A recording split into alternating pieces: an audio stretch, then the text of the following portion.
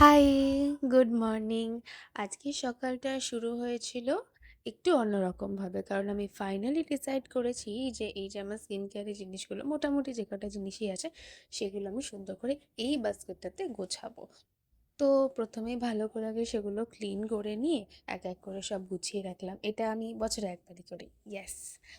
তো তারপরে মনে হলো যে না, আরও কিছুটা জায়গা ফাঁকা রয়েছে, তো সেই ফাঁকা জায়গাগুলোকেও ভরাট করতে হবে। তো এরই মধ্যে অ্যামাজন থেকে একটা পার্সেল চলে এসেছিলো, যার মধ্যে আমি একটা শ্যাম্পু অর্ডার করেছিলাম আমার জন্য, একটা কম্প্যাক্ট ছিল, আর এই ব্লাশটা, এইটা এত সুন্দর কালারটা।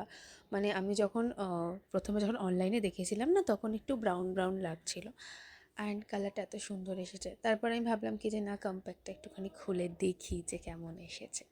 তারপরে আমি ১ কাপ চা খেয়ে নিয়েছিলাম। ইয়েস, আমি দুপুরবেলাতেও চা খাই। তারপরে ওই যে স্কিন কেয়ার রাখার যে জায়গাটা, সেটা আমি ভালো করে একটু পরিষ্কার করে নিলাম, অ্যান্ড তারপর দেখে আমার কি ভালো লাগছিল।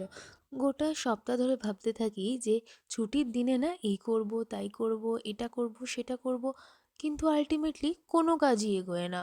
হয়তো কোনো দিন একটা বা দুটো কাজ শেষ করতে পারি, বা কোনো ছুটির দিনে হয়তো কিছুই করে উঠতে পারি না। গোটা দিন ল্যাদ খেয়েই কাটিয়ে দিই। এই যেমন আজকের দিনটা ঘুম থেকে উঠতেই কেমন শেষ হয়ে গেল।